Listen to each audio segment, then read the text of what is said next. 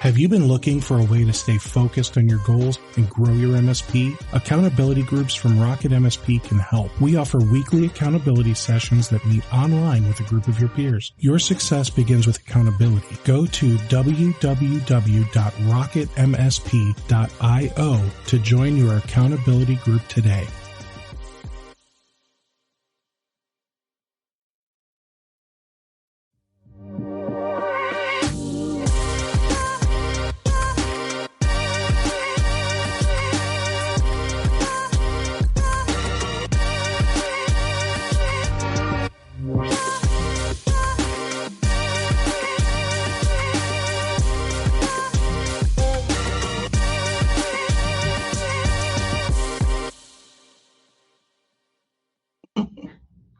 There we go. All right, now we're live. Hello, everyone. Welcome to another episode of the Rocket MSP podcast. I'm your host, Steve Taylor, and today I'm joined by Rayanne, and I intentionally did not ask how to pronounce your last name. I only have two options to choose from in my mind, Buchianico or Buchianico. You were right the first time, Buchianico. Okay. I'm doing well. Yeah. All right. Awesome. So Rayanne, I remember, we met, it's been like 5, 6, 8, I don't know, however many years. Was it like Autotask 2012 or something like that? Autotask 2012. Wasn't that the one in Scottsdale, Arizona? No, it wasn't Scottsdale. Well, Where were we? Certain that we met in Miami. It was definitely at an Autotask Community Live. Yeah. And I want to say it was in Miami. So it was probably around 2014. I guess I didn't realize, did they go to Miami more than once? Oh, yeah. Okay, because I remember going, I think it was 18. They were in Miami. Or was it 16? Last year was a hell of a decade. I keep telling people this. So it's all these years are blurring together anymore. But I remember going, and this was after I started doing my podcast. So this was long after I met you to make me sound old. You're the same age. So yeah, I remember going to Miami, and that was the first time I'd ever really experienced Miami. And that was at that real fancy hotel just a couple of years ago. And I think I ran into you again there. Mm-hmm. I just, I think we were running in different circles and I didn't get to really talk with you much. But back in I want to say it was 2012, we met somewhere at a Datto event. I think it was Florida. I just don't know that it was Miami. It might have been a Saint something or a Fort something. There was one Autotask Community Live in Orlando. And I want to say that was it. It was, I think, either 11 or 12. I bet that was it. And you're right. So I've known about you for a while. I have always known and thought of you as Rayanne, the lady that can do an MSP's taxes and do them well. But there's so much more to you.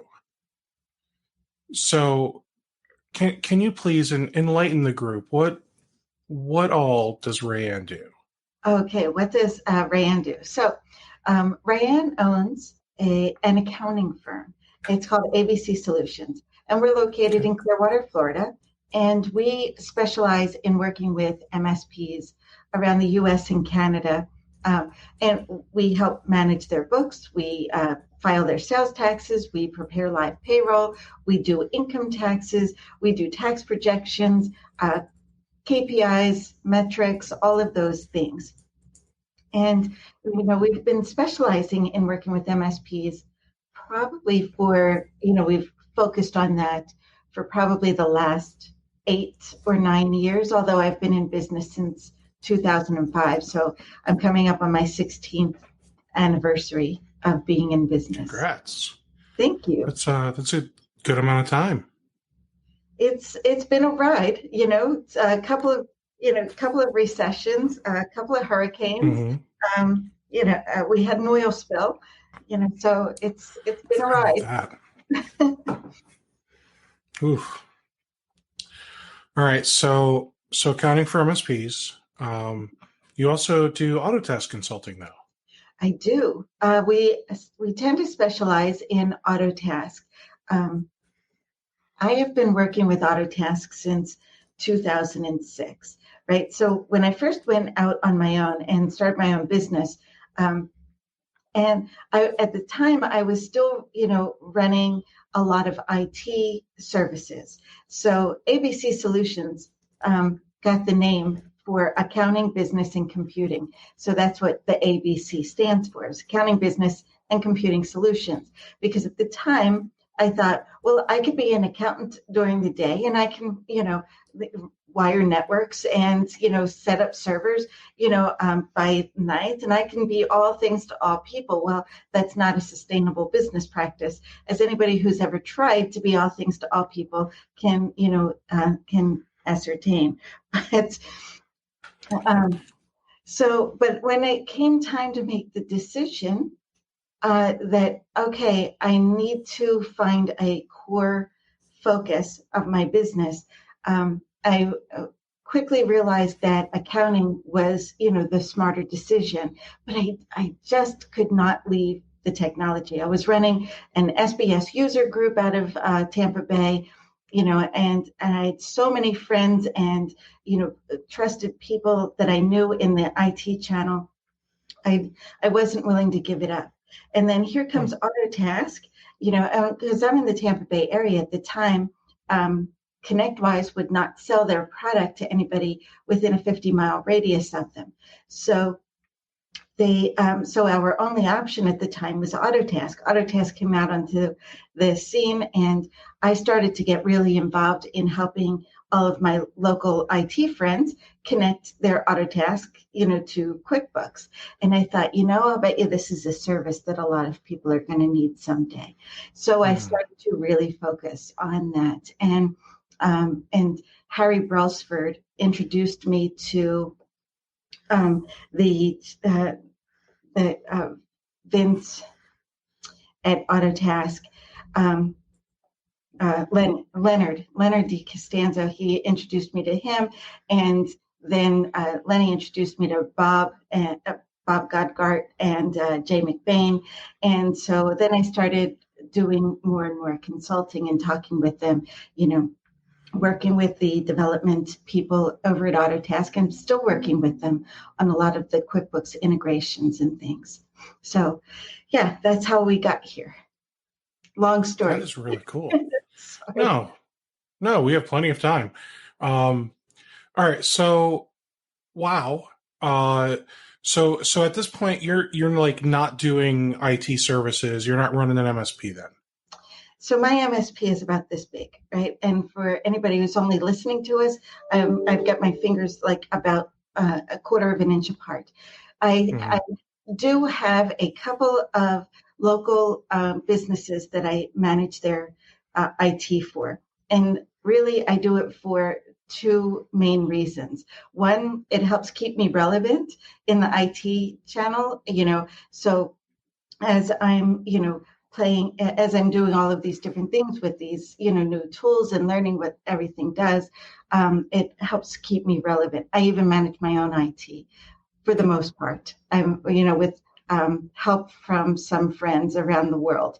But the other reason that I do it is really because they're very small companies with very limited IT knowledge, and they just simply need help, but really, I set up their Microsoft 365 tenants and, connected everything, that, and I'll go and plug in a printer from time to time, or, everybody's, they're peer-to-peer networks. They're really nothing except for my dentist client. My dentist client has a server, but everybody else is peer-to-peer. So it's very, very minimal IT stuff. My focus is accounting, and I'm running out of time to spread that out.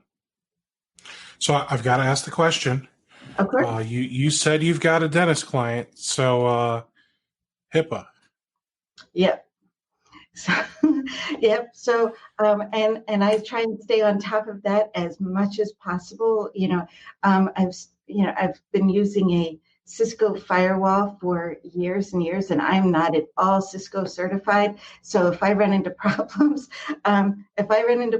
with my dentist client, I call on third tier, and I get somebody over there to help me. I do not pretend to be the person that knows it all, because that's scary stuff.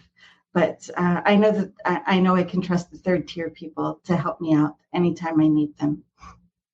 And what's funny is I just had Amy on yesterday. Oh, really? So, oh,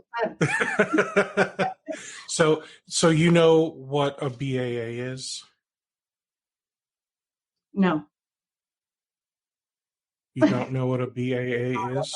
I'm sorry, I'm not familiar with the acronym. Can you elaborate? The Business Associates Agreement for HIPAA compliance. Okay. So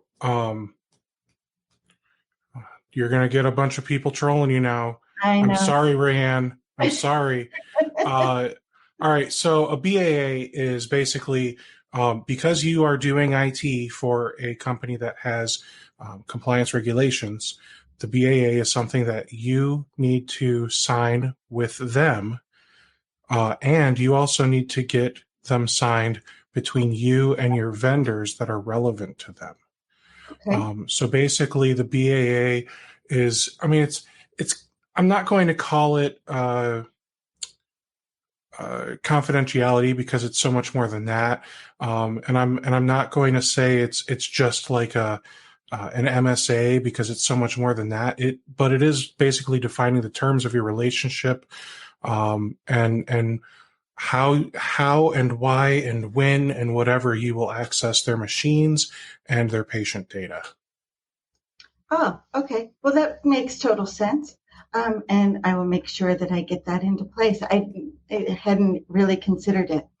So. And I'll be honest, dentists don't usually want to be HIPAA compliant.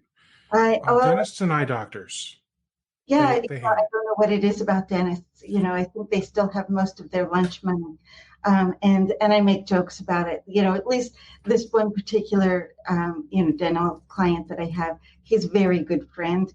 And again, that's pretty much the reason why I stepped in to help him.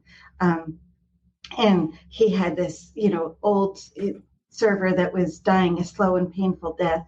And so I finally got him to part with some money to update everything. So I don't think I'd have a problem getting him to sign. Well, I will say I can't vouch for them because I don't know it. I haven't worked with them to do it, but it sounds like Amy stays up to date on HIPAA, and I mean I know she was talking about CMMC, I think, and all kinds of other compliance stuff. So talk to them and make sure that you can protect yourself, because that would really suck if you got in trouble. I hear fines are expensive when it comes to HIPAA and patient privacy. Okay, so now that that's out of the way. I have my own fines to think about from the IRS, right? So, I've got compliance issues coming out my ears. Yes, you do. So with the IRS stuff, are you an actual CPA? I am not. I'm an enrolled agent. So how does that work? Like, what is the difference between a CPA and an enrolled agent? So great question. Thank you for asking that. An enrolled agent is eligible to practice before the IRS in all 50 states.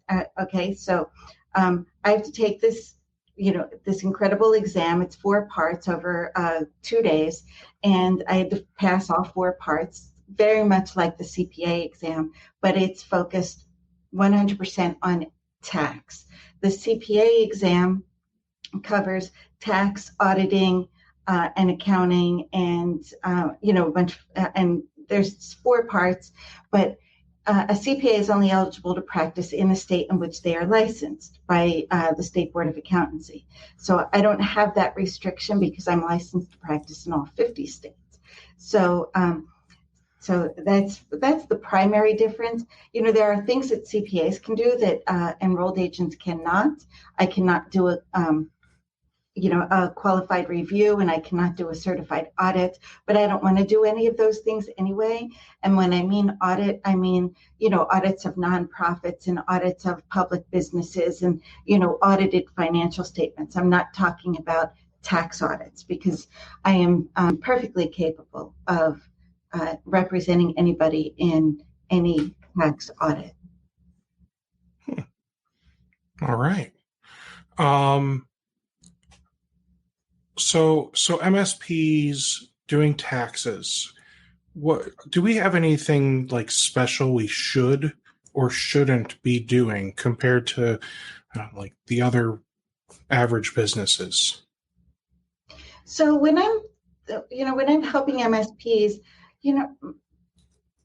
I focus a bit on tax, right? So as I'm doing the accounting work, on a quarterly basis at the end of every quarter, starting in the second quarter, I'll do a tax projection, right? So all things being equal between now and the end of the year, this is what you can reasonably expect to pay for income taxes. Gives us 6 months to prepare and to plan and, fund retirement plans or do whatever to minimize taxes. And so that is something that we do, but, for MSPs, I would say focus more on what's going on in your business. And, the income taxes are the income taxes, your job is to try to make as much money as possible between January and December, assuming, of course, you have a calendar year tax basis, right? So that's your job, and that's where you should focus your energies. And, and so I teach these courses that, show MSPs how to line up their accounting system so that they can read it, right? This is what I've made in product sales. This is what I've paid in product costs. This is my margin. Am I making enough money in that product margin? So I teach things like that, how to read the financials, how to spot the red flags. Do you have too much debt in your business? There's tons of things that can be done, to identify the red flags and to correct them. And that's where I try to focus my efforts. And then, when we get to the tax projections in July and September, and then again in November or December, because what you're doing when you're running your financials during the year, you should be looking at your financials on an accrual basis. I've invoiced X amount of dollars and I'm going to pay, Y amount of dollars. And this is the total amount of my sales for the month or the quarter or whatever. But you may not file your income taxes on the accrual basis. You may be filing on a cash basis. So always look at your financials based on accrual. You'll get much clearer information. Okay, I like that. So I'm not sure if you've heard, there was this thing that happened last year called COVID-19. And because of that, Congress passed just a tiny little law, just a few $100 here and there, right? The CARES Act. And with that, we got PPP loans, and then we also got those SBA grants of up to $10,000. Yep. So I guess my first question I kind of have regarding those is for the people that have gotten those loans and haven't taken care of the forgiveness part yet, how does that work on the taxes? Is that reportable income? It is not. It was going to be. The original plan was that it was going to be reportable income, and but on December 27th, at the last hour, the president signed into law the second round of PPPs, and Congress made things very clear that the PPP loan forgiveness would not be taxable. The expenses paid with the PPP loans would indeed be deductible, and the EIDL advances also not taxable. So, on December 27th, that it had been announced that this was really, truly, indeed, free money from the government for the first time ever in the history of ever, right? Well, I gotta say, I'm gonna make one political joke, and we're all just gonna move on. I just love that the Republicans wanted to give out all this free money. That's all I got. So the PPP money was free money. I know that the EIDL advance was a grant, so that was like free money. Now I know some MSPs who were denied the grant due to credit history. They may have been denied the EIDL, the actual loan, because of the credit history. But I don't know if the grants were deniable, but it's possible. It's possible. And that's right. So they applied, and because they were denied for the loan, they just didn't get the grant. So that's entirely. But then those same MSPs with, I'm assuming it must have been like okay credit and not crappy credit. Their banks gave them the PPP loan, and maybe the banks are just a little more laissez-faire, assuming it'll all just get written off or so. I don't know. I don't know how it works. So let me help you with that. The PPP loan, yes, you had to apply with your bank, but it was not up to the bank to actually release the funds. So once you applied to your bank, the bank took your application and they sent it off to the SBA, and the SBA then approved the funds and issued the PPP loans. Now, for the CARES Act, for the PPP loans, the loans were not to be collateralized. There was to be no credit requirement, so they didn't even have to check your credit in order for you to be qualified to receive the PPP loan. All you needed to do was be a small business in business on February 15th, and have employees, right? So or be self-employed because just you counted. Exactly, right? So and you were eligible for this loan. And the entire purpose of that was to make sure that you stayed in business. Now, the EIDL is an economic injury disaster loan, and those loans are available from the SBA all the time. And the SBA has some strict rules against those, that they do need to be collateralized. You do need to have a certain, credit score and credit history in order to qualify for that kind of loan, because it's like taking out a mortgage. As a matter of fact, it's almost exactly like a mortgage. It's 30 years, 3.75%. So everybody that had taken out that had received the EIDL, the actual loan, what you really did was you took a mortgage out on your business. Wow. I never looked into it because I know I applied because I just wanted my free grant money, because hey, if they're going to give it out, I'm going to take it. But I didn't really look. I didn't get a loan. I just, so I didn't realize that the people that were taking like above and beyond the grant funds were taking out a mortgage on their business. That is scary. Wow. So does that mean the government could foreclose on your business if you stop paying that loan? Well, you do. You're actually bound to a bunch of agreements when you sign that loan document.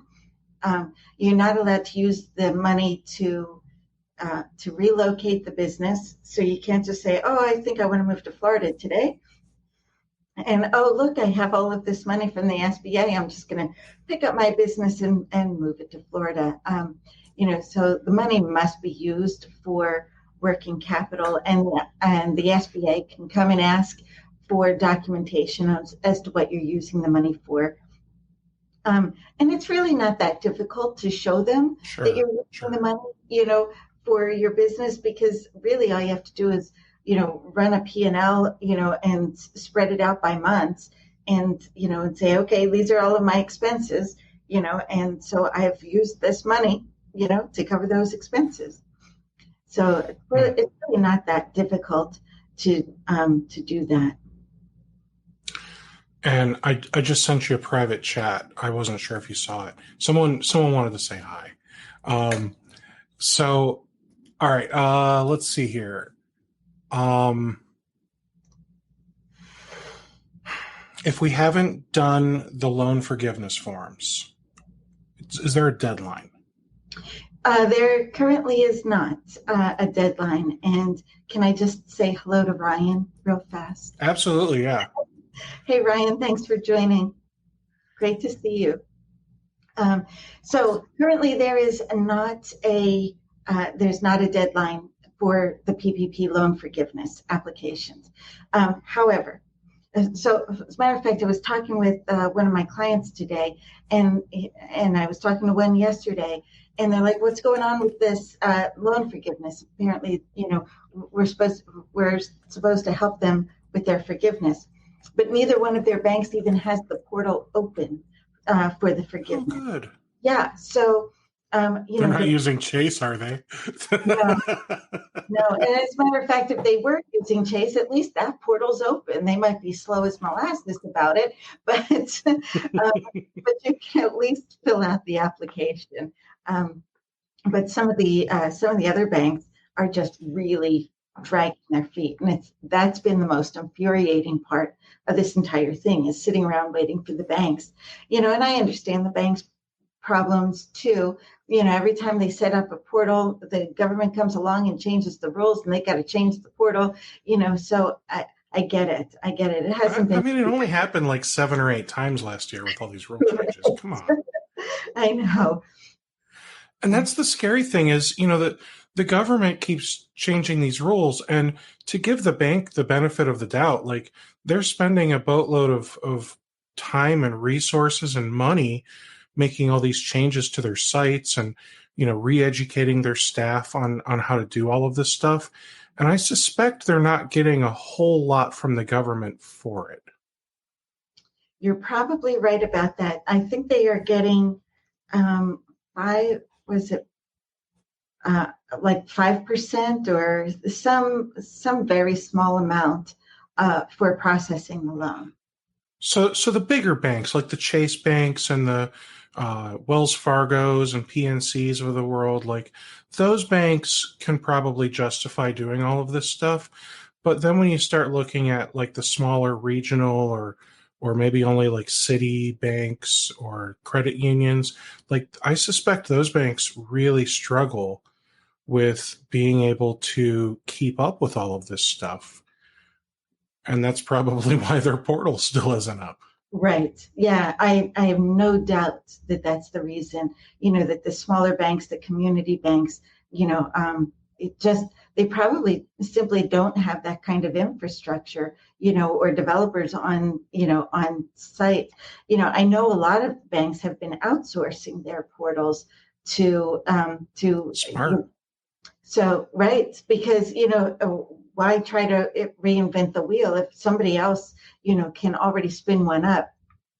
As a matter of fact, I think there's one called Focus, and, so there's a couple of portals that a number of banks are using, that you end up logging into the same portal, which is fine because, as we're doing, 10 or 20 of these things for our clients, it's nice when the portals all look the same.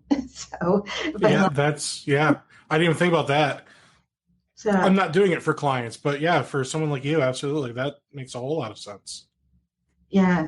So and of course you know that there's a second PPP loan out now, and that was And that was originally. going to be my next question. Oh, sorry. Please No, it's go. okay.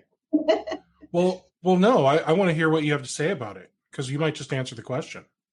So there's new people, and the reason I even thought to bring it up is because you were talking about the smaller community banks, the smaller banks, and that are really more in, the really hard hit areas of the United States, they got first dibs of the second draw on the PPP loans. So Nice. those applications have been out for a couple of weeks now, 2 or 3 weeks now. But now I think the bigger banks, are starting to roll out their applications now. The government just wanted to make sure that the small people in the small banks actually started to receive the money, because That's great. because the last time, the big banks just sucked up all of the cash in the first 2 weeks. And, and even though I think I was probably one of the first people that applied as soon as I knew about it, and as soon as that portal hit, I was on there at 6 o'clock in the morning on the first day of application. And so my bank, took it upon themselves to give the money to a bunch of the big people that had millions and millions of dollars in the bank with them. Well, I don't have millions and millions of dollars. So, I was just a small business trying to, do the application. Anyway, I'm no longer banking with that bank. And I've decided I just felt like the whole thing was handled so poorly. And I thought, well, if you don't really care that much about, me or my measly little business, then I'll take my measly little business someplace else. And so, anyway, and I'm certain that there are a lot of other people that ran into the same thing with, with the big banks. So it was a very frustrating time, I think. So. All right. So, oh, that's so cool. One of my colleagues just sent a BAA. I think he's suggesting I share it with you, like the actual document. That way you can have one that you can pick apart and work with your attorney. Thank you very much for not trolling me and calling me an idiot, and instead, providing me with the solution. I love that about the IT community. I do too. I do too. I will send that over to you later. Thank you. Awesome. All right. So with the second PPP loan, does that mean that people that got the first one can also get the second one? Absolutely. Yes. If you had, but the rule is that you had to have a loss in 2020 before you can qualify for the second loan. So, so here's what you do. You run your Write P&L. Everything under the moon off. You're going to have to be able to prove this, though. So legally write everything under the moon off. Got it. Right. So run your P&L for 2020. And then, at the top, hopefully you have the ability to run a comparative statement. So compare it against 2019. And if possible, if you have the option for the percentage of change, tick that box too, so that you can see the percentage of change. You're looking at top line revenue, right? Don't look at the bottom line. Don't add in your PPP loan, to the top line revenue. Just, your revenue from sales, services, products, that sort of thing. And if your revenue dipped 25% or greater from 2019 to 2020, then you qualify immediately for the second draw of the PPP. So you don't even have to have a loss. Like you don't have to say, after all my expenses, I made negative $12,000. Like it doesn't have to be like that. It's literally 2020. I made 25% less than 2019. You automatically will qualify. Correct. So for those of you that your books are a little disheveled, if you're struggling and want or need to take advantage of that PPP loan for the second round, it sounds like you've got some homework, which I love giving people homework, Rayanne. I don't know if you knew that. Here's, and I'm just going to add on to that a minute, because it's not just year over year. If you have year over year loss of revenue, not net losses, like you said, then you automatically qualify. But if you don't, let's say that you don't have loss of revenue of 25% or greater from 2019, right? Then the next thing you do is you run that report by quarter. And so if your first quarter 2020 versus your first quarter of 2019, if there's a 25% loss in that quarter, then you qualify. If not, look at your second quarter. Did that one dip 25% or more? If so, you qualify. So it's not just the year over year, but you can spread it out over the quarter. If you can prove that at least one quarter in 2020, the revenue was down by 25% or more over the same quarter in 2019, you qualify. Oh man, it sounds like you guys got a lot of extra homework, but it could help. So I only like to give homework that's good homework that helps people, not like, I'm not like your math teacher who just, here, I need you to do these 17 proofs. Geometry was actually my favorite class. I loved doing proofs, but I couldn't remember how to do one right now to save my life. All right. So with the PPP stuff, whether we are an LLC that files as a single member or filing as an S corp, whether we are an LLC or an S corp, it doesn't matter. PPP is not even needed to be listed on as income. Correct. Well, so if you're an S corp, right? If you're a corporation or a partnership, when you file your tax return, on page 4 there's the Schedule L and the two M schedules, M1 and M2. And I can tell you this because I've already filed my own corporate return. So I just did it last I'm behind. I am behind. I thought they didn't accept them until the end of this month. I thought they'll start doing the personals in January 31st and then the business on February 28th. Other way around. Business returns started back at the end of January, and 1040s you can start to e-file tomorrow. That'll be February 12th is the first date. So, okay. But this anyway, is why people don't pay me to do taxes. Steve.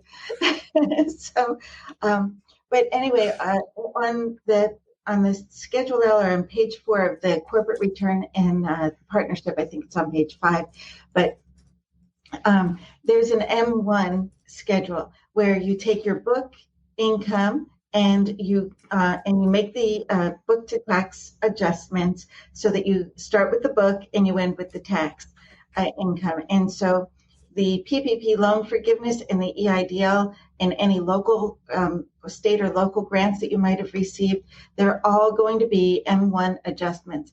And that's going to go into the box that is called income on books not reported on the return. And so, and that's non-taxable. So it doesn't need to land on Schedule K. It doesn't need to go on your K1. It's not a pass-through anything or other. It's just an M1 adjustment on your tax return. And for those of you crazy enough to do your taxes by yourselves, you may know what she's talking about.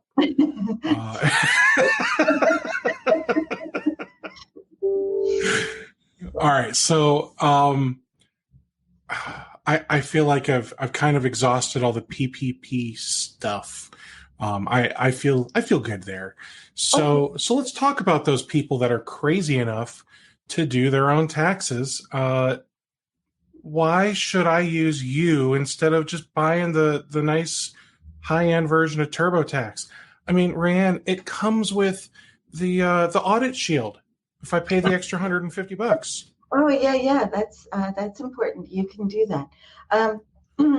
And first of all, I don't know that TurboTax, and I can't even really speak to TurboTax because I have to admit I have literally never used it. Well, to clarify, I do use it, but I am an LLC filing as a sole proprietor. So that's why I'm able to use it, because I've got my 1040 and my Schedule C and my 90 12 hut hike, and my Alpha Niner. I don't know what I'm saying again, Rand, because I just go through the wizard and TurboTax. Right. So, and that's something that you do. You can go through that wizard, and it will ask you a bunch of questions and try to, determine whether, this is taxable, or, or where to stick this. Um, and for a lot of people, it's the perfect solution. It's nice and simple. But Mm-hmm. if you're running a business and you have investments, or let's say you have rental properties, TurboTax will do the best that it can to try and gather all of that information out of you. But it's possible that you could miss something. I was on a phone call today with somebody who, was just the friend. I had a friend who passed away. It turns out they were the executor of the estate. There was this not non-qualified annuity. They didn't know, what to do with it, and and then there was this partnership from this other state, and this is a community property state, but that one wasn't. And what do we do with this? So sometimes so life throws some quirky things at you, and you might not really know what to do. And no TurboTax wizard in the world is going to help you through something like that. So that's fair. So with having estates and things like that, like that sets up interesting conversations for. I think the technical legal term is tax sheltering or shielding. It's sheltering, yeah, tax shelters. And can we not go into tax shelters here? Because that's a whole conversation. There's just so many different, rabbit holes you could go down on that. Well, and I understand rabbit holes, so I basically want the 10,000-foot overview. At what point does it make sense for an MSP business owner to consider looking into tax sheltering, whether it's estates or other things? Like, is it when the company starts making so much money, when the individual or family starts making so much money, when there's so much money in the bank? Like, is there just for sure this guy should be doing something different? You know what I mean? Oh, well, I have those conversations all the time with people, like especially when, a new client comes to us, and they might be an LLC being taxed as a sole proprietor, just as you are, right? And, so I take a look at what's going on in the business and how much money is flowing through, and how much they're paying in self-employment taxes, and do they struggle with those self-employment taxes at the end of the year, right? Because if you've got $200,000 in self-employment earnings, your self-employment tax is going to be pretty hefty. And and if you don't, once you get over like 130 or something, aren't you supposed to start filing as an S corp, like for tax purposes or whatever? Well, you could, be doing that, right? So, if you max out Social Security, which was 137.7 last year, and I think it's up to around 140 this year. I don't know what the exact number is. I'm sure it's in that one of those big books behind me. Light reading. So, but yeah, it's always good to have that conversation. Should I switch from a sole proprietor to something else, like an S corp or a C corp, and why do I want to do that? And if I do that, what new rules do I need to follow? Because people will tell you, hey, you're making X amount of dollars, you need to be an S corporation. And I used to call that, what do I call that? Run by tax advice, because they would run down the street, go be an S corp, right? And throw a piece of fruit at you. And but But the thing is that they didn't tell you what the rules were. They didn't tell you that you have to be on payroll. You have to pay yourself a reasonable salary. You have to file all of these different things and additional tax returns. And, what kind of expense is that going to be? So before you start, just arbitrarily changing your tax entity, have a conversation and find out exactly what it's going to mean to you. I'm sorry.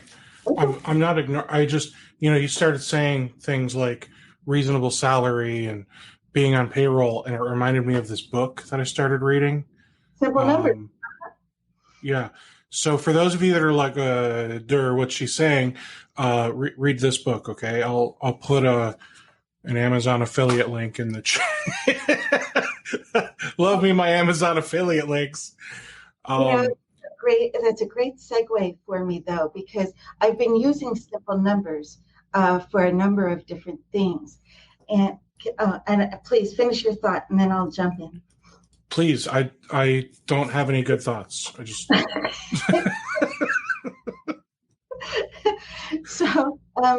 So here's the thing, anybody that knows me or has ever seen the chart of accounts that I've built for MSPs, can say one thing about it, that it truly simplifies the accounting process.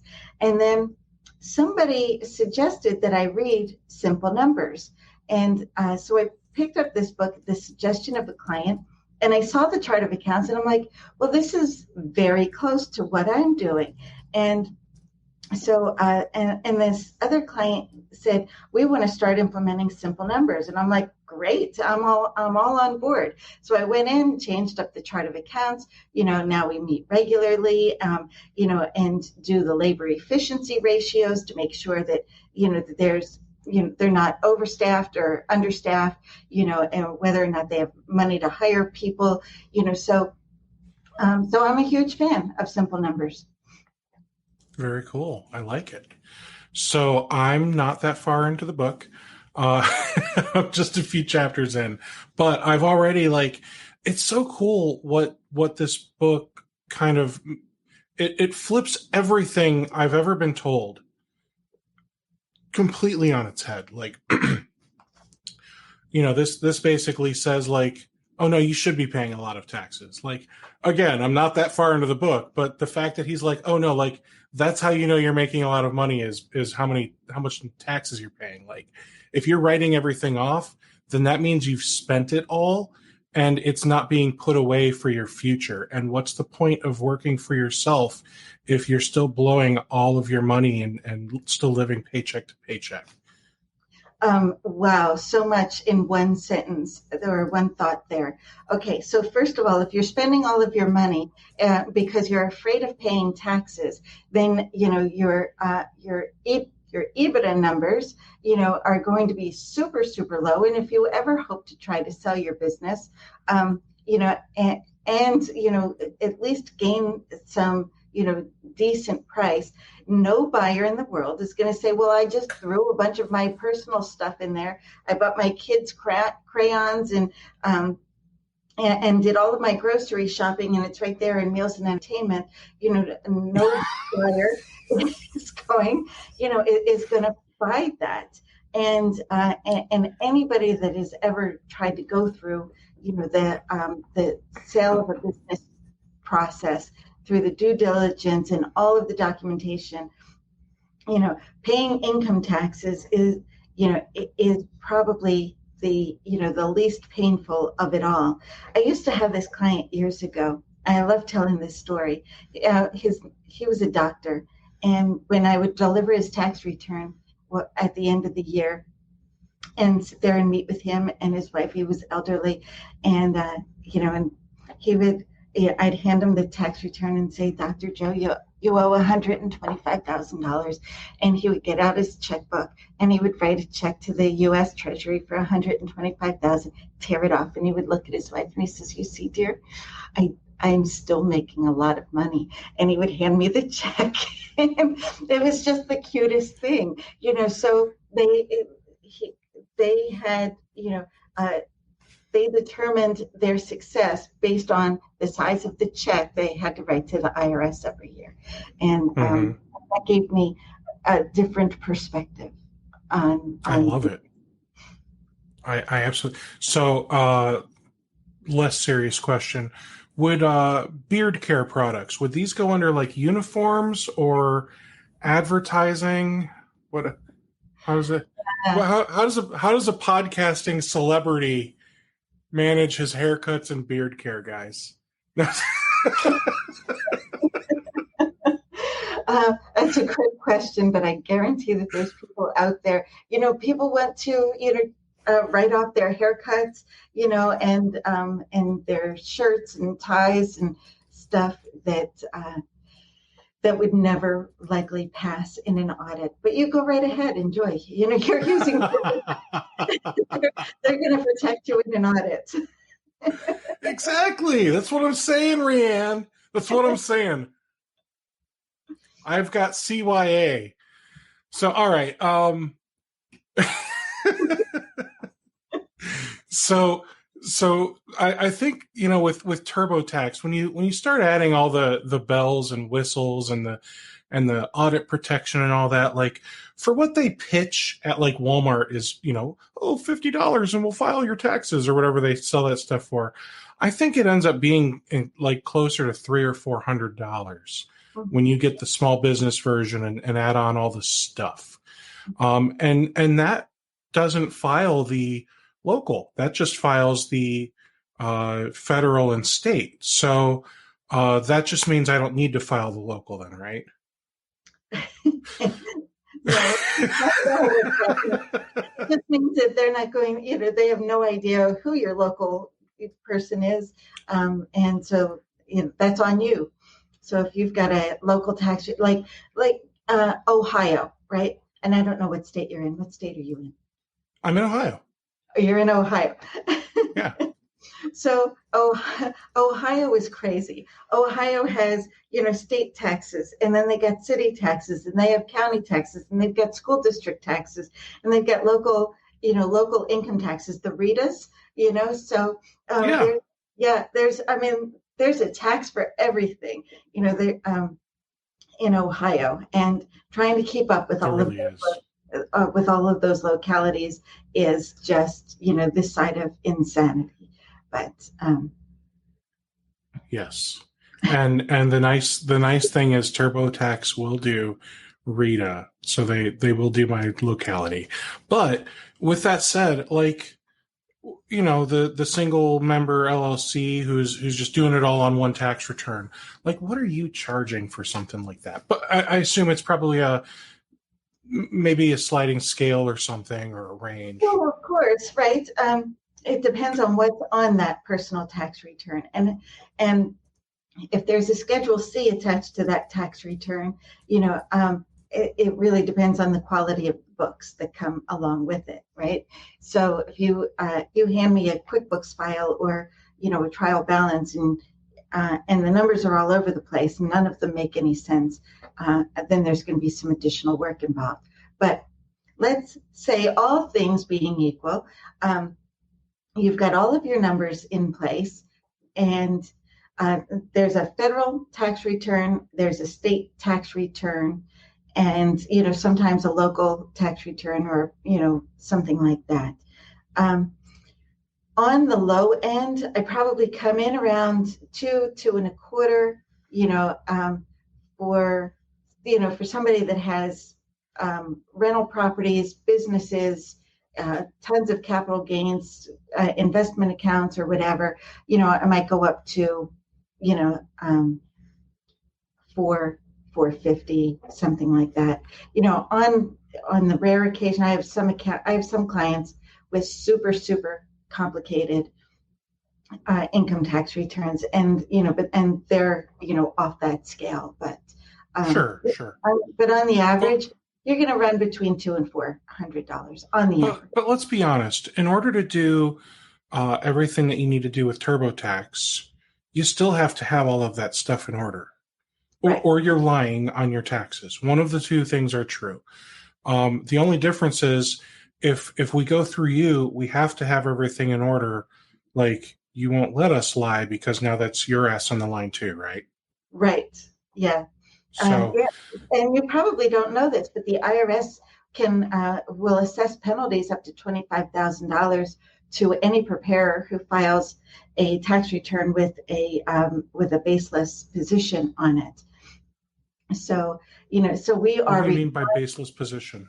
right? So we are required, like if you bring me a tax return and you say, I made, my gross receipts for my business was $5,000 and I have, $4,500 in meals and entertainment, that's a baseless position. Well, I was out meeting people and, and I met people for breakfast and lunch, every day for the last year and I paid for it all, um, and that's that might sound like on the surface that should be totally deductible, but it's not realistic based on the income.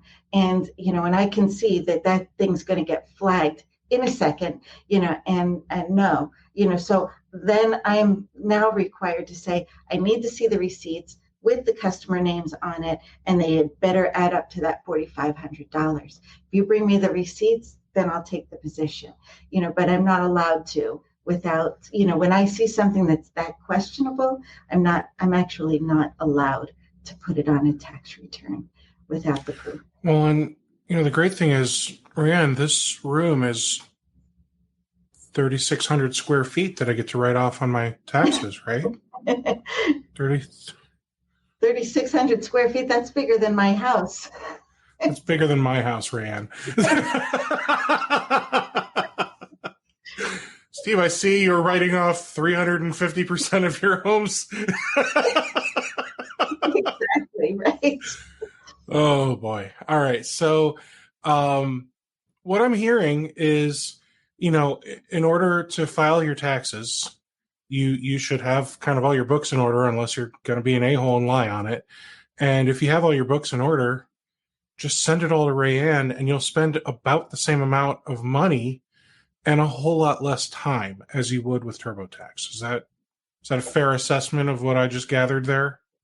Oh, that's a fair but sounding very biased toward me assessment, which I'm not opposed to. I mean, yes, and I'm very happy to help anybody out there that either doesn't have a relationship with an accounting firm or needs help, for whatever reason. Go ahead and reach out. I'm happy to help.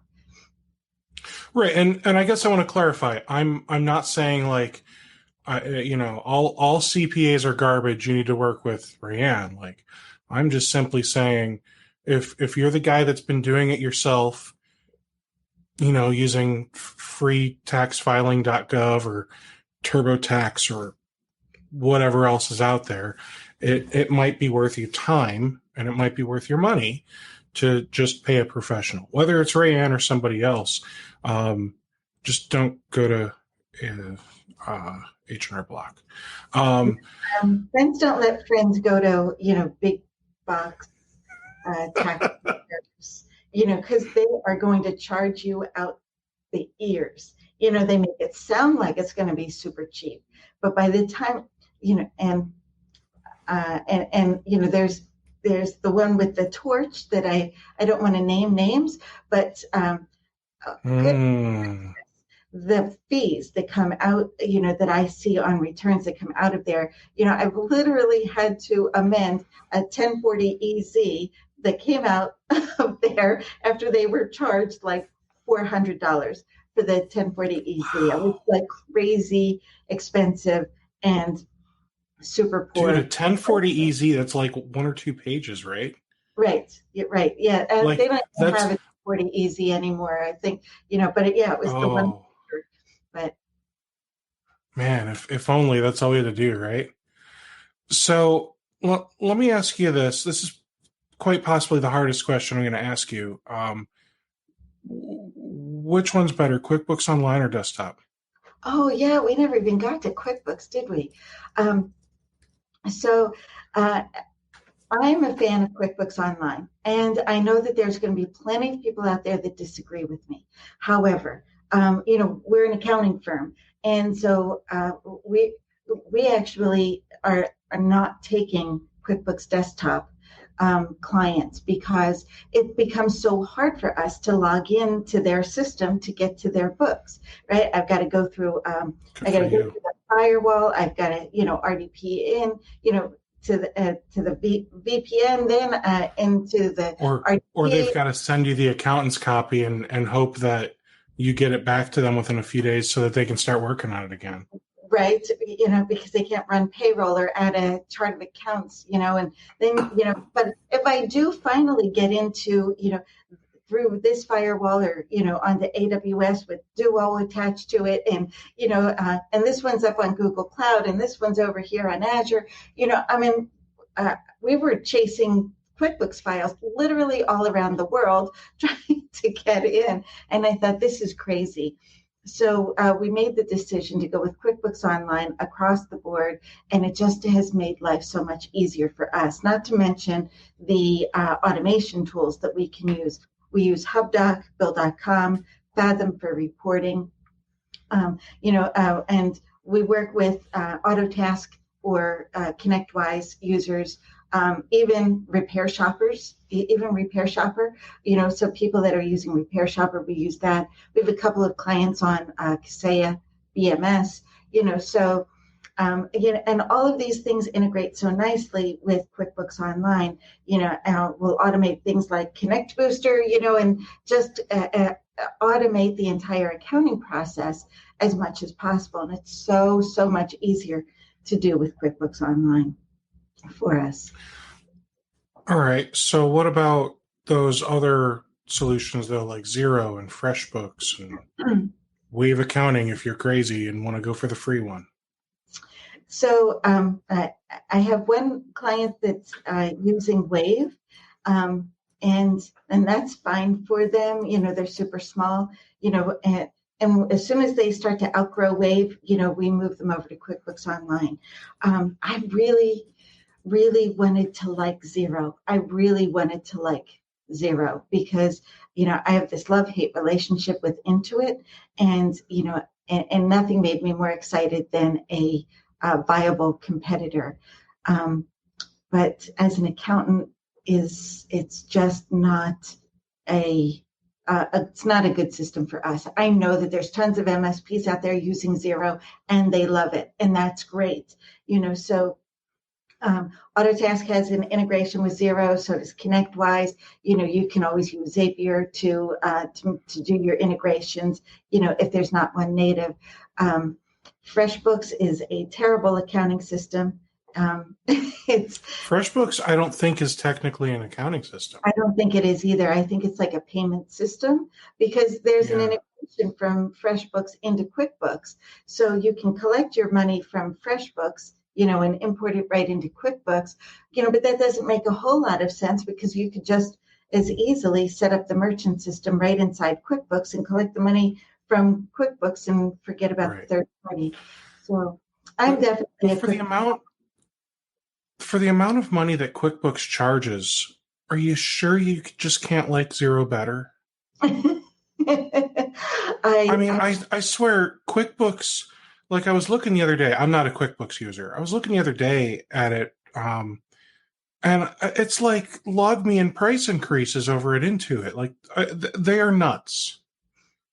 I think one of the QuickBooks products is now like the standard one's like $70, and then like the nicer one is like over 100. Like they're high. So where's Intuit based? Do they have recreational marijuana there? Because they are high.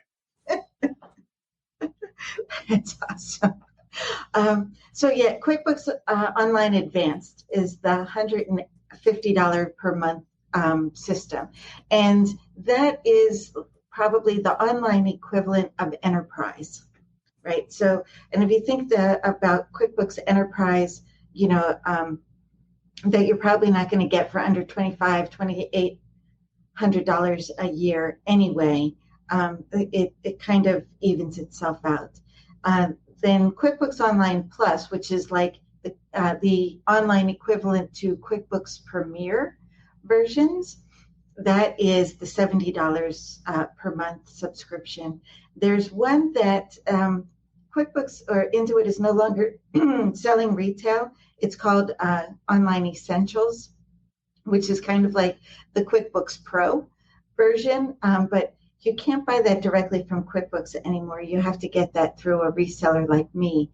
And so I'm a reseller of all versions of QuickBooks, and I pass my discount on to my clients. So instead of paying $70 a month, you would pay me $45 per month for the QuickBooks Online Plus, and then the Essentials, and I sell so few of the Essentials versions. I think that what used to retail for like $40, and now I sell it for like $27.50 per month or something like that. So I tend to, just push, share my discounts with my clients. That's really cool. So yeah, I see it does look like if I go to the QuickBooks Online site, they advertise Simple Start, Essentials, Plus, and Advanced. Oh, do they? So if I go and there, Essentials wasn't on that page. Interesting. So Essentials I see is 50% off for 3 months. I can get it for $20 for 3 months, and then it bumps up to $40. Right. And you said that one you sell for, and I sell it for $27.50, and awesome. My discount lasts the lifetime of the subscription until, of course, you move it to somebody else. If you want to, if I were to transfer the billing back to you, you're going to be back up at retail, by the next month.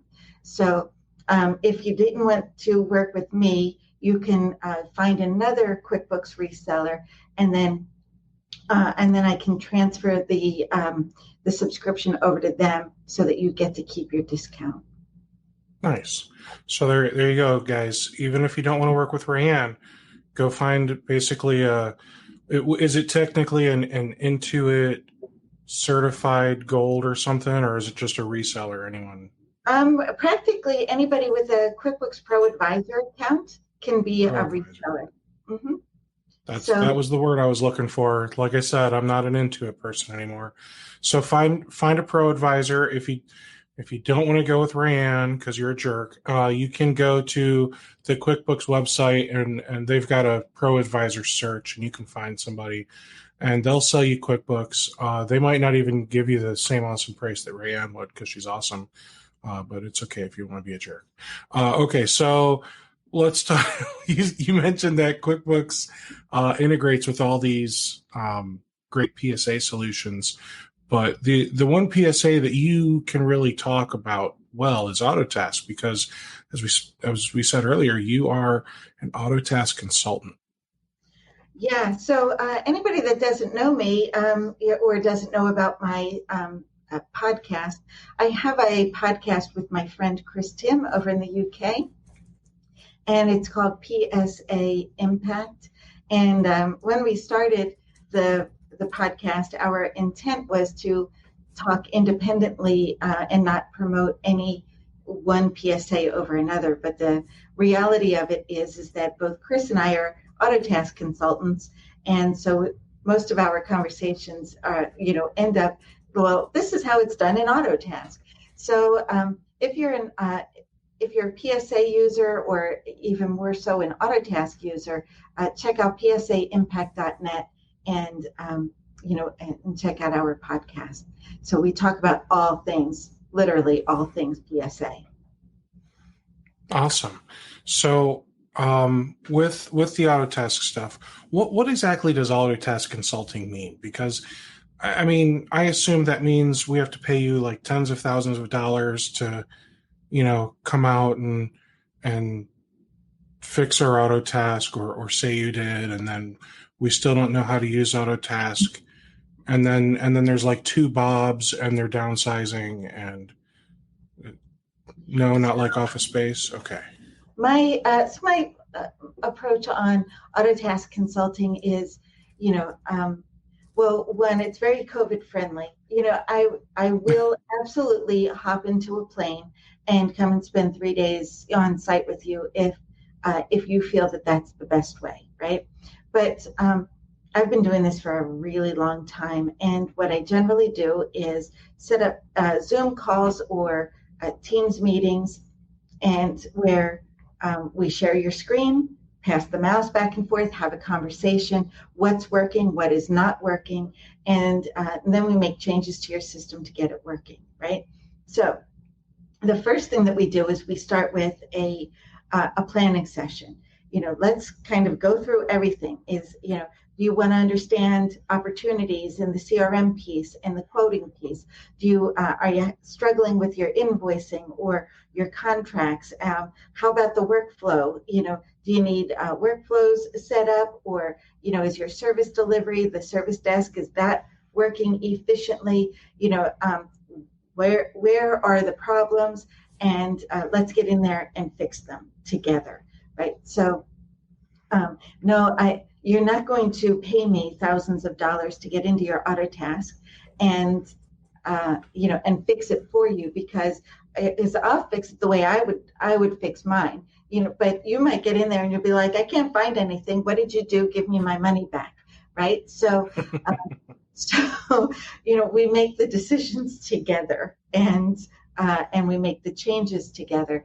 So if we do work together, I'm going to need you to assign one person or more than one person to be on those calls with me, somebody that can make decisions, somebody that knows what's going on, and we'll fix the problems.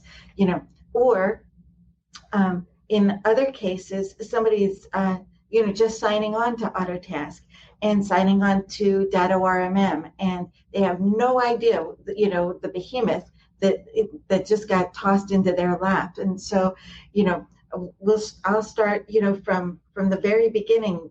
Here's where you go to upload your logos, and here's where you go to put in your people, and let's talk work types and roles and contracts and tickets and workflows and all of that stuff. And then off to RMM we go, and connect that in, make sure that the two systems are communicating, the tickets are coming in. How do we stop the noise, for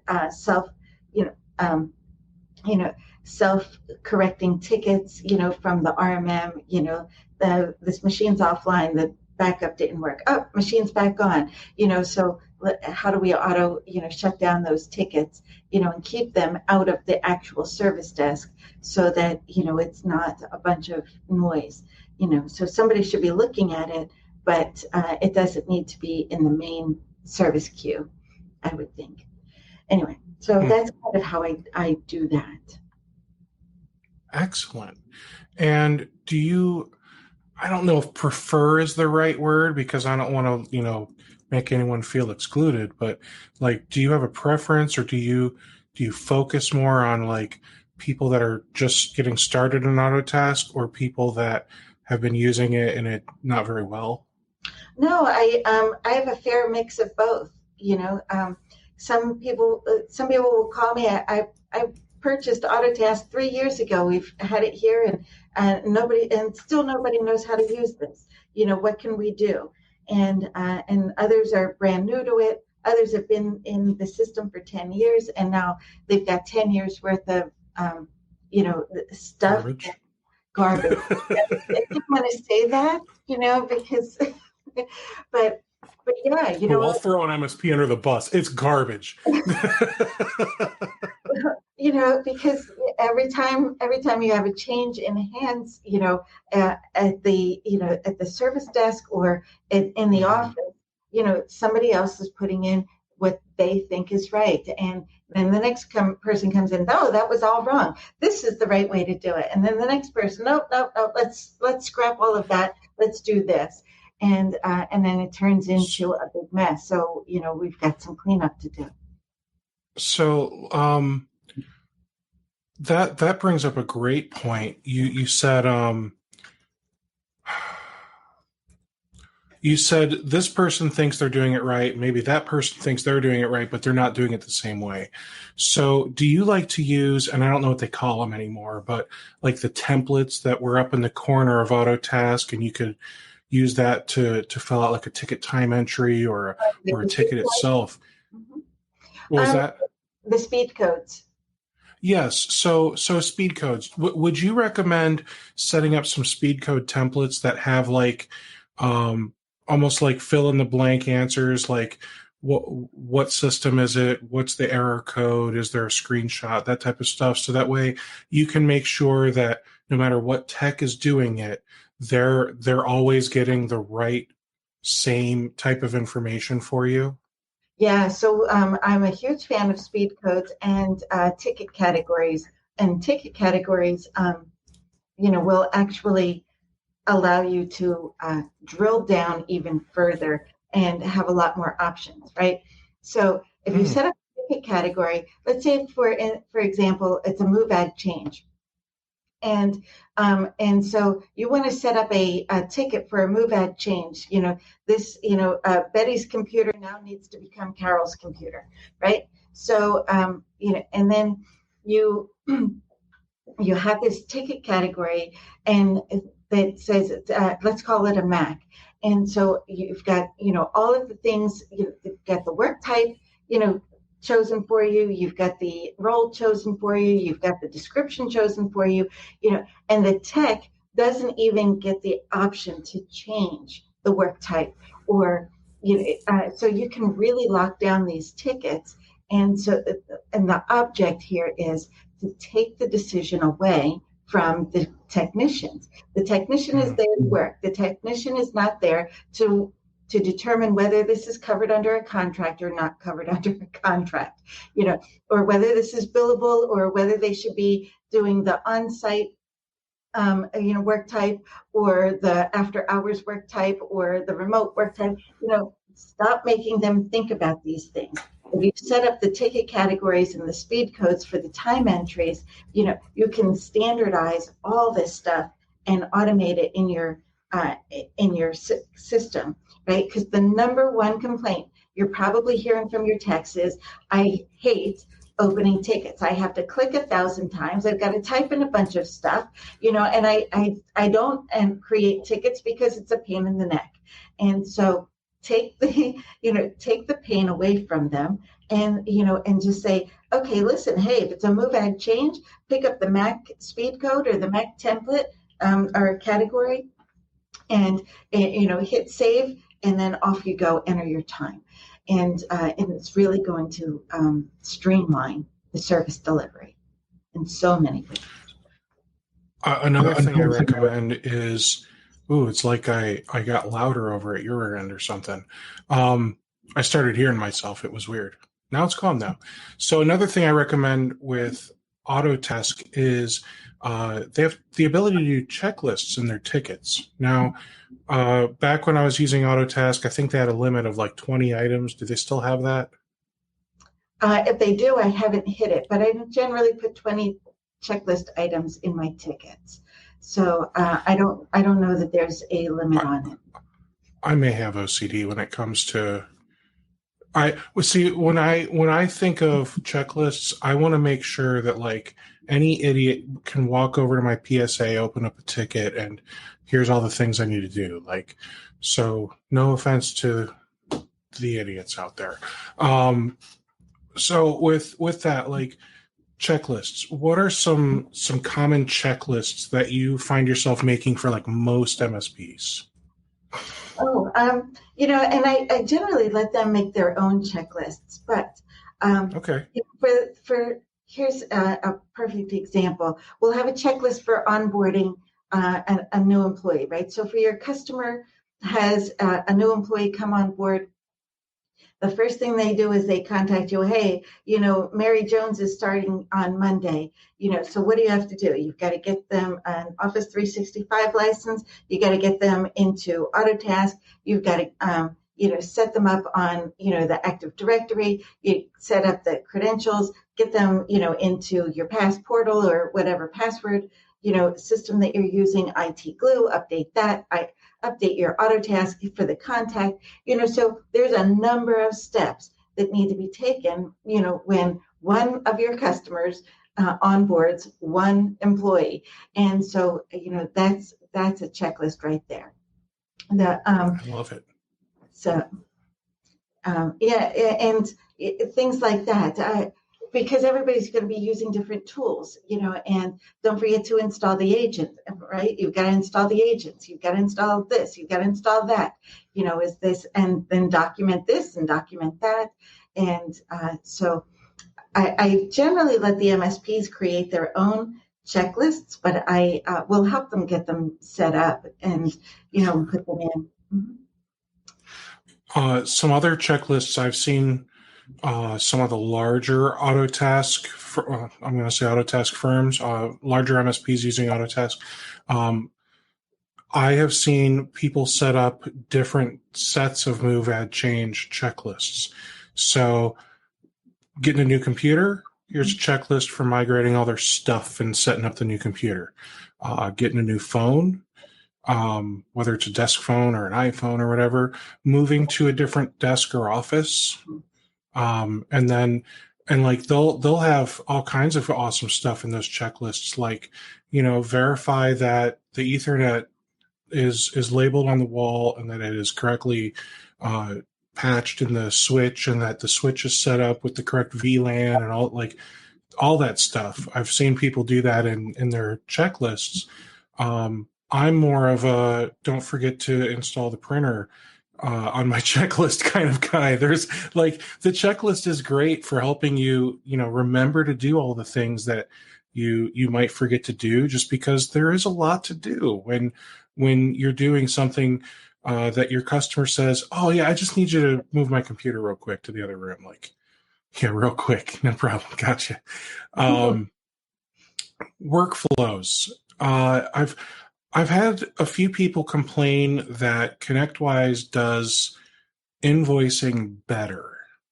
And I don't know if it's because of the workflow rules that you're able to set with ConnectWise, because they're able to do workflow rules on invoices. Is Autotask able to do that now? Still not? Okay.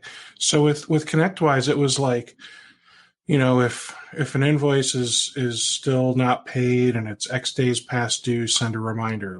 It had workflows for all kinds of stuff, so that way you can do all that. Autotask doesn't go anywhere near, past due reminders. The Autotask job ends at the invoice. So once that invoice is created and it's pushed over to the accounting system, at that point, from that point forward, it's the accounting system's job to collect on the invoice, and manage the accounts receivable. But they'll say if it's not in ConnectWise, it never happened. So right. if it's not happening in Autotask, then how do we know it happened? I guess is kind of the other way to say that, right? Well, how do you know what happened in Autotask? So because if you emailed the invoice out, there's it tells you that it was emailed, and it'll tell you when it was emailed. When it gets pushed over to QuickBooks or to the accounting system, it will say, hey, this was updated in the accounting system on this date, the web services date.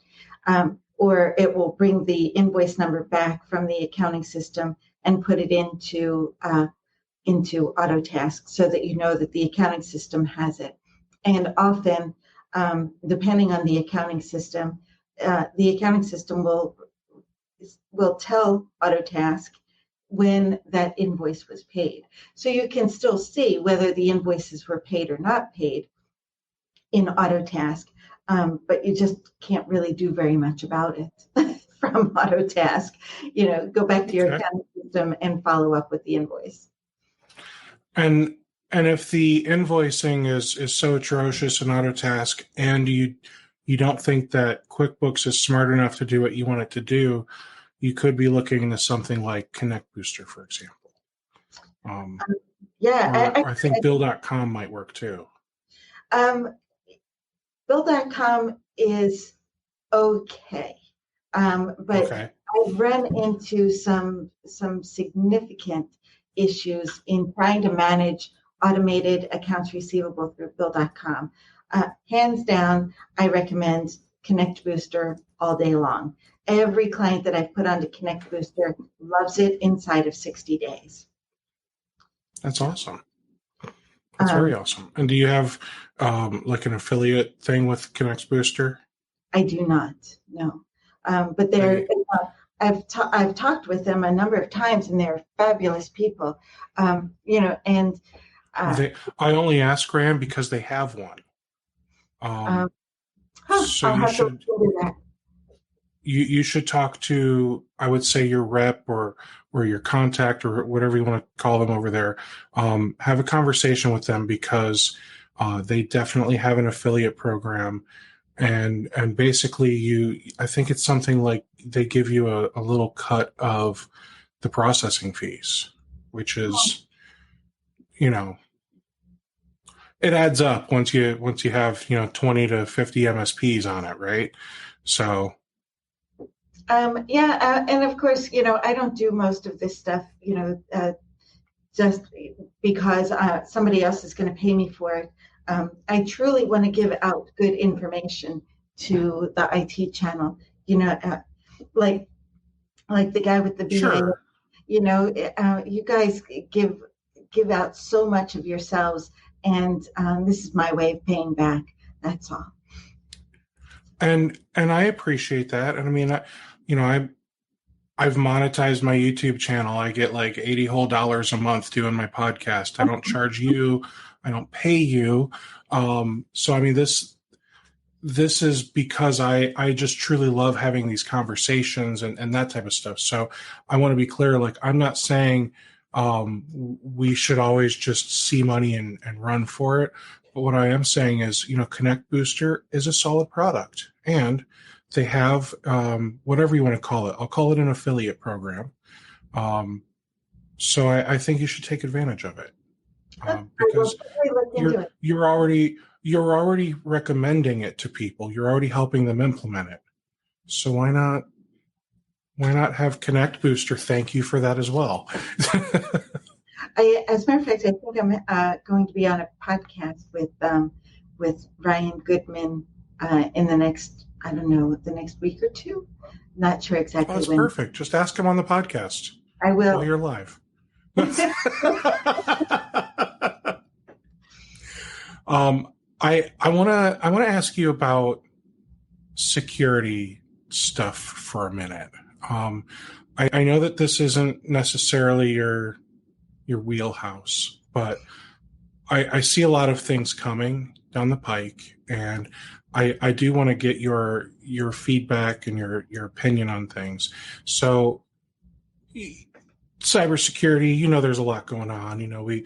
We saw this small little thing happen back in December with some tiny company nobody's ever heard of, so we don't need to talk about it. But I think I just saw somebody tried like poisoning people in Florida's water because the TeamViewer password, everyone was like sharing his TeamViewer passwords or something like that. Like, Florida's water company was hacked, and somebody tried doing something bad to Florida's water. No joke. Just saw the article earlier on ARS, whatever, Technica. Go ahead. No, I was just going to say, well, Florida's drinking water is terrible to begin with. So I'm not even sure how many people would notice. But come on. Fair. So I want to scroll up now because I'm dying to find it. Breached water plant employees used the same TeamViewer password and no firewall. Oh, nice. Yeah. So Oldsmar, a Florida city of about 15,000 that's roughly 15 miles northwest of Tampa. Oldsmar. Yeah. Oldsmar is it's part of Pinellas County. It's right on the border of Pinellas and Hillsborough County. It's right between. It's directly between Clearwater, Safety Harbor, and then Tampa. Right. So it's the town right in between. I want to say it's probably Safety Harbor and not so much Clearwater. But it all kind of runs together. So yeah, Oldsmar is right up the road. The unknown intruder increased the amount of sodium hydroxide, a caustic chemical better known as lye, by a factor of 100. The tampering could have caused severe sickness or death had it not been for safeguards the city has in place. Well, if they didn't have So a firewall and everybody's using the same team viewer password, what safeguards did they have again? uh, Windows XP, I'm sure, has a really nice password system. Um, all right. So with that said, cybersecurity. There's a lot going on right now, Rayanne, and what is your take? Like we're going to have some regulations, and I'm thinking we're going to have them soon. And I agree with that. I was on another podcast earlier this year, and we were talking about predictions for 2021. This was back in early January, and and Was it with Dave Sobel? Dave was what I think Dave was on that same podcast, right? So.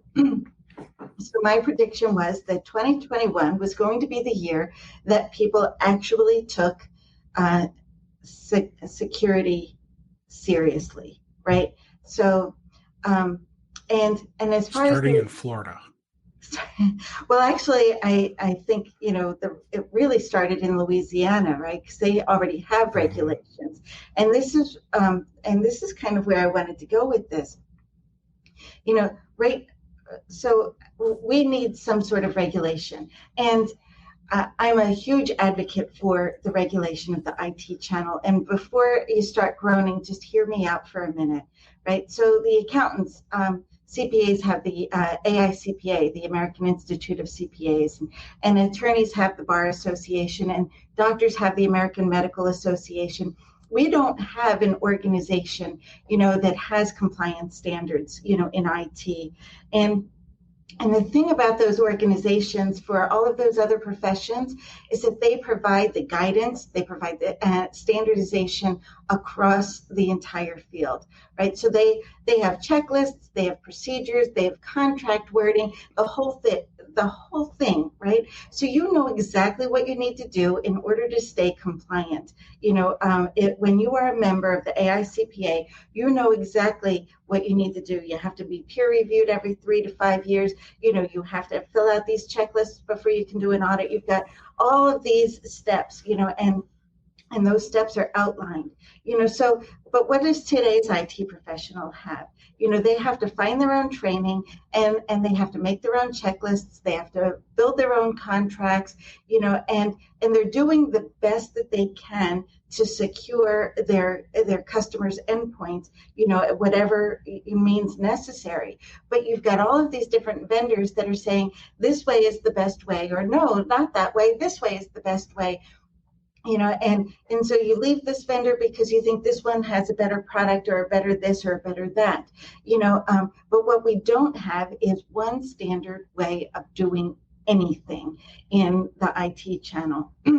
And so it's no wonder that MSPs are so confused about security and the best way or the best tool to do it, right? So, if we don't have an organization willing to lead this regulation or this legislation, we're going to end up having 50 different states with 50 different sets of rules, starting with Louisiana, because Louisiana did, pass, regulations for MSPs. I think it was last summer, like in August or something.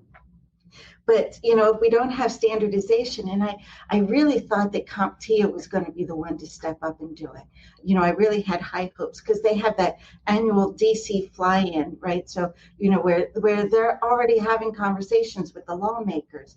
Would it be that much of a leap to say, we need to, come up with some sort of standardization, or something? And I really had my hopes on CompTIA to do it. And, some people doesn't seem like they're going to or interested. They're going to. And I really don't know that they're interested, and there's other. What about an organization like ASCII? I mean, they've got the perfect name for it.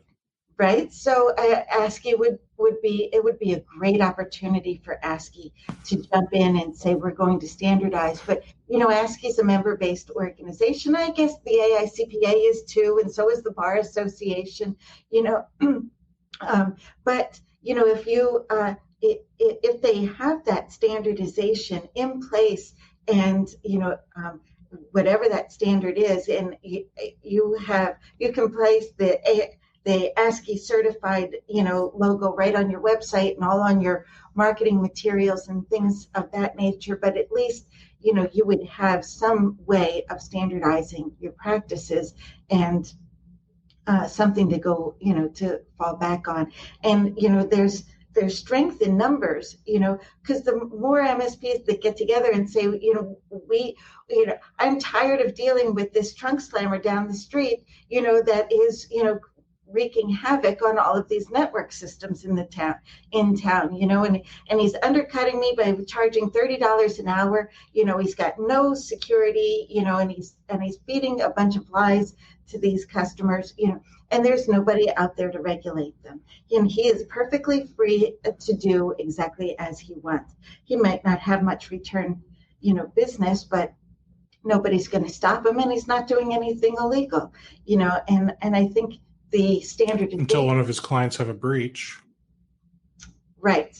So then he doesn't renew his LLC, and he goes and he opens up another one in the next town, and off he goes. So, because the LLC might protect him, and if he doesn't have any cyber insurance, right? Or what is the repercussions of it? So the customer could hold him accountable, but if he doesn't have 30 Bitcoins to pay the ransom guy, what are they going to do? They can't just drag him off to prison. He hasn't broken any laws, and that's, I think, what we're talking about here is, getting some decent standards, that everybody should, adhere to. I'd have to abide by Circular 230. If the IRS puts out, a code of ethics that I am required to follow if I want to continue practicing in front of the IRS. We're really not asking. I don't think that it's asking an awful lot. You can, I have to take my continuing education every year, and I have to take a certain amount of hours in ethics, certain amount of hours in this kind of tax and that kind of tax, so, what if there was, a regulation for CPE for the IT professional? In order to maintain your certification, you've got to have 2 hours of ethics, you've got to have, 6 hours of security training, you've got to blah, blah, blah, right? We've got all of these certification tests, but anybody can read a book and pass a test. So, but anyway, that's my whole spiel on regulation. No, I love it. And you mentioned having 30 Bitcoins, and I think that's an awful lot of Bitcoins for ransom. But I don't know that does bring me that brings me back to what I think is going to be like my last question here, and it's an accounting question. Bitcoin and other cryptocurrencies, like, do we report that stuff? We don't have to. It's not real money, so I don't have to tell the IRS I have it. Yeah, you do. As a matter of fact, there's a question right on the face of the 1040, and they had buried that question last year. It was a brand new question on the tax return last year. It was actually buried on the Schedule B, where you report interest and dividends. But this year it is right smack on the front of the 1040. And oh, wow. if you are, if you have traded or done anything with cryptocurrency. So they're coming after the cryptocurrency.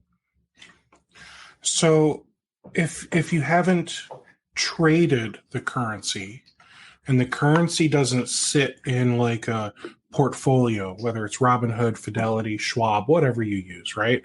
And it's sitting in one of those, I'll call it an encrypted wallet somewhere. Are they asking about that money that's been sitting in that wallet for years?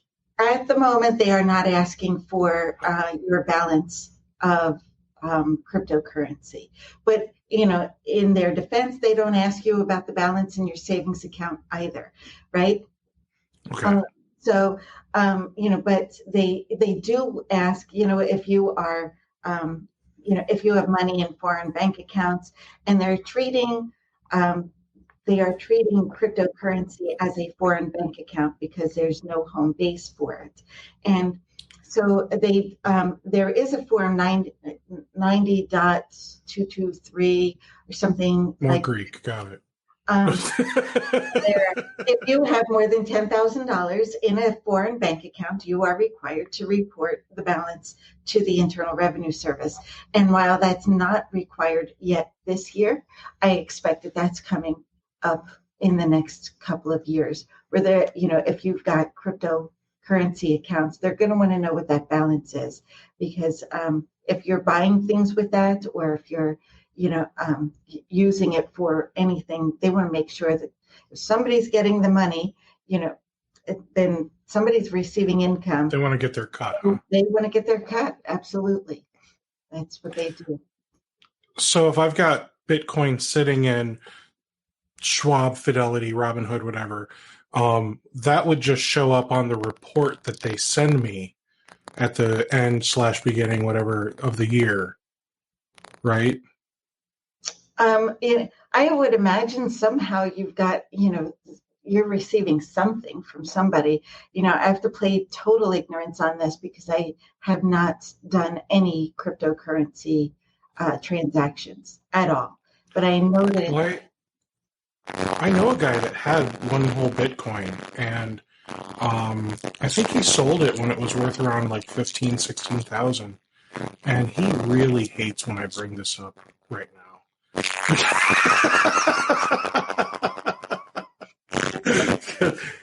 Have you seen the value of Bitcoin, Rayanne? I have briefly. I mean, I don't, I'm like, oh, what's Bitcoin, trading at today? No, I don't pay that close attention, but I want to say it's probably up in the 30,000s or higher. Or higher. When I Google it, it's going for 4073. If I log into my Robinhood account, it is going for. I just don't believe it's exactly 4073. 4073.74.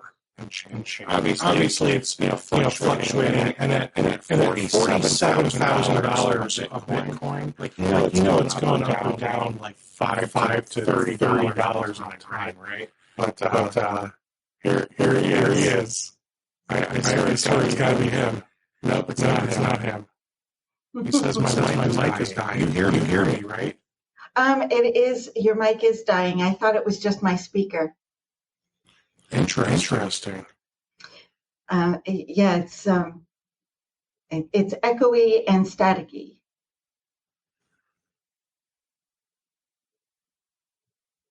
One moment. Talk about something.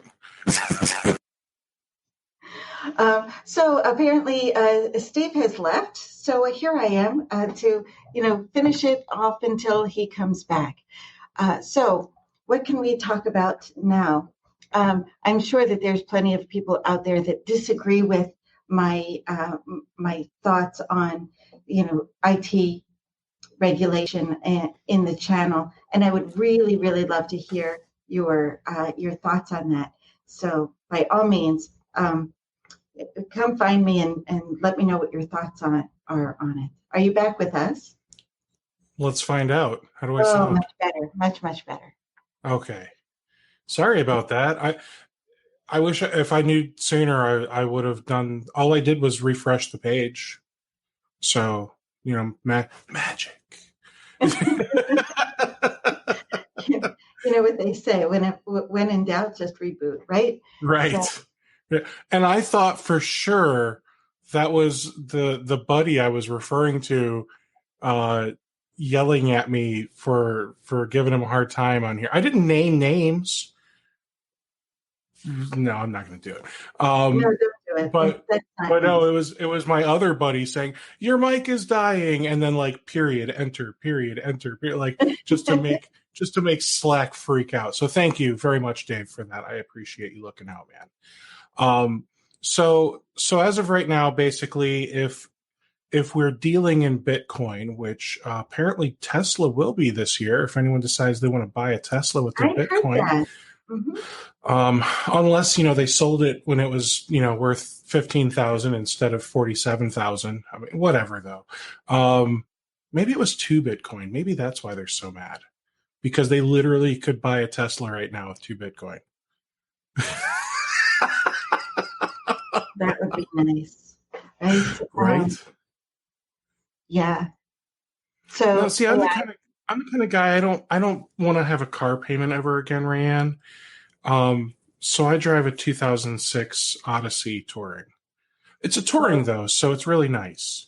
I'm the same way. I bought my 2012 Honda for cash back in 2012, and I'm still driving it. So Very nice. See, and yeah, I also don't want to buy something that's going to depreciate so much in the first year or two. So I'll never buy a brand new car again. Like even once I get independently wealthy from all this YouTube stuff, because obviously I'm a right. Because celebrity. at $80 a month, one of these days you're going to be able to get yourself a nice Kia. Oh my gosh. So once I lost my train of thought. That was so funny. Um, wow. I legit lost my train of thought. Can you guys Oh, tell my memory's starting to go? Like, I you were literally talking forgot what about just happened. you were talking about how you would never buy a brand new car because it would depreciate in Oh, the first month. yeah, yeah. So I'll go out and buy, a 2018 Tesla Model X with all the bells and whistles, but I won't buy a 21 just because I don't know. I want my dollar to have a higher value to me, or Bitcoin. And if you just sit on it for a few more days, I bet you by the end of tomorrow it might be up to 50,000. So feel free to buy a couple Bitcoin, Rayanne, with all that money you've got laying around. Oh yeah, yeah, tons of it, right? Yeah. All right. Well, I gotta say this has been fun. This I has would been. I would love to dive like really deep into Autotask stuff with you sometime. Mhm. So, seriously, anytime you have, half a day free, let's let's hop on another one of these and, dive deep into Autotask PSA, because I think that there are a lot of really cool little tips and tricks that you could probably give people, that you probably give people all day long already. Um, but if we just condensed it all into an episode, I bet you'd make some When some really happy newer Autotask partners.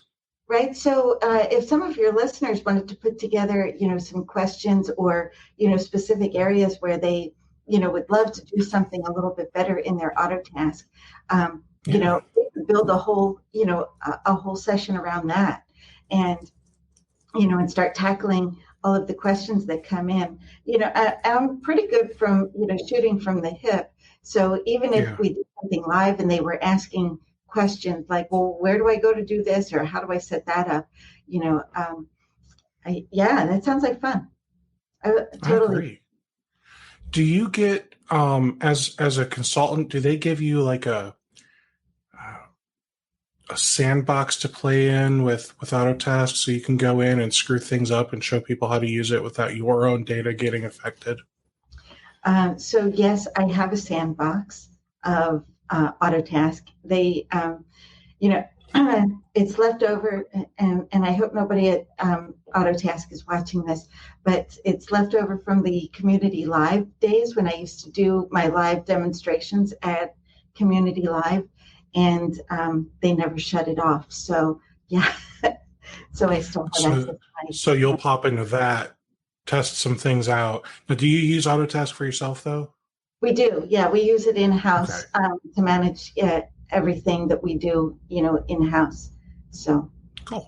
yeah, and we help our clients do their invoicing. I do my invoicing out of Autotask, so we use Autotask for everything. We've even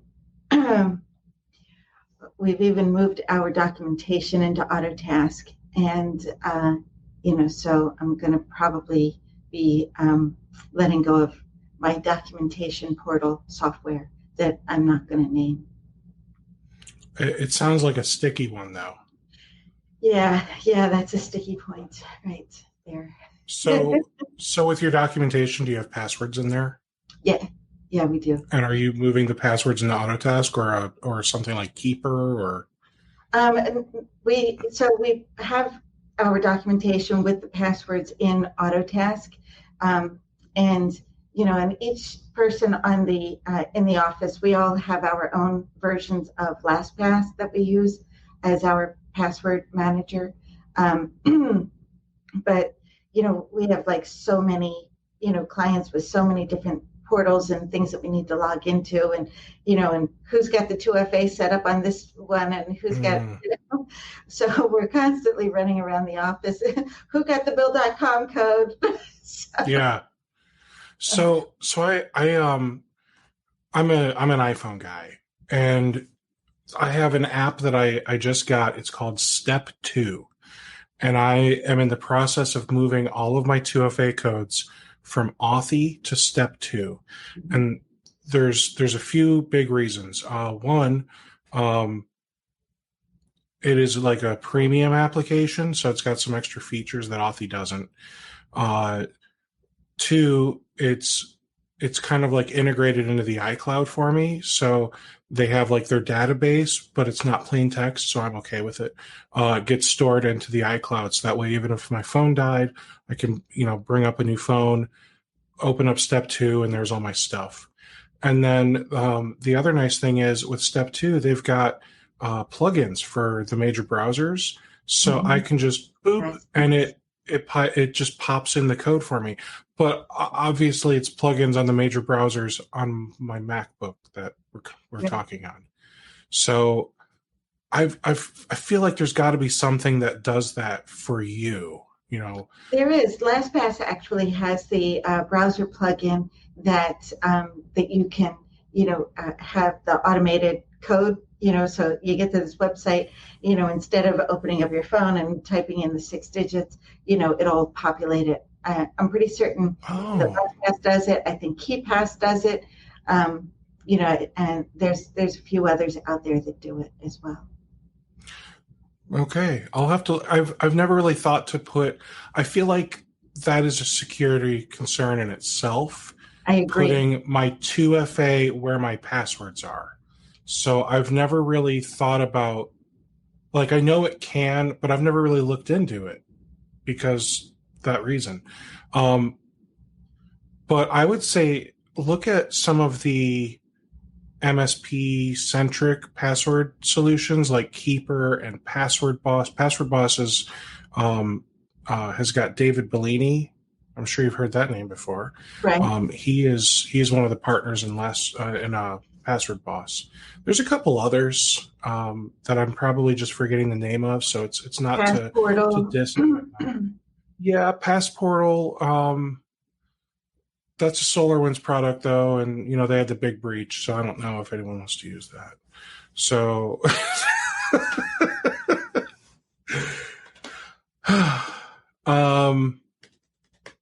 so yeah, I was just simply going to say, like, some of these password portals would make it easier for you to share those passwords with your techs and keep them safe and secure. Because I don't know. I do believe that it's probably frowned upon to keep the passwords in the Autotask documentation area. Do they have a password field to mask the password and to obfuscate it and all that stuff? Hang on. I can log right in and take a look in the documentation manager. Sure. Yeah, I don't know what they call it. Yeah, it's the documentation manager. It's pretty new. That it's like brand new, and so then it might be a moot point because I'm thinking of the old school. Like here's a glorified notepad. You have fun doing your documentation. Yeah, I'm thinking of that documentation. The old knowledge base, right? So they still have the knowledge base, but no, we don't use that. it's actually a new module inside Autotask for the documentation manager. And that's what it's called, Documentation Manager. And so it doesn't have all of the features that the sticky one has, but we're an accounting firm. We don't really need all of those. We don't manage Active Directory, and we don't need all of that stuff. We just need to be able to to get into the sales tax portal and, pay payroll taxes on time and that sort of thing. So. Gotcha.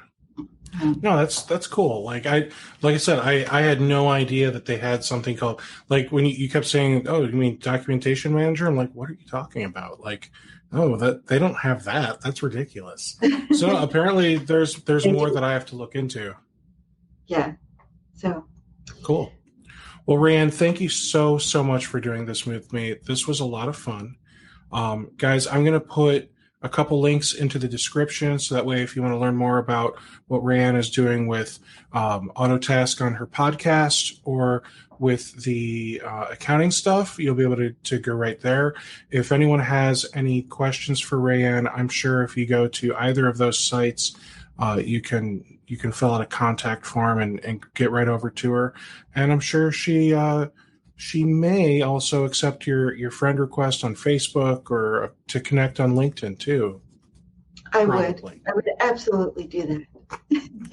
Awesome. Thanks so much for inviting me on here today. It was a lot of fun. My pleasure. And I just I love giving back to the IT community, and so I really look forward to any opportunity where I can do that. So thanks for that. If anybody has any questions about PPP loan forgiveness or the second draw or the applications, or how do I do this or that, please reach out anytime. I'm always happy to help, and you can find me on all of the socials. I hope to run into you again soon. And Steve, I know that I will run into you again soon. Oh, you will. You'd better believe it. You're on my short list of people to harass with an email. Hey, when are we going to do another podcast episode? Awesome. So, thanks again. All right. Take care, everybody. You have yourselves a great day.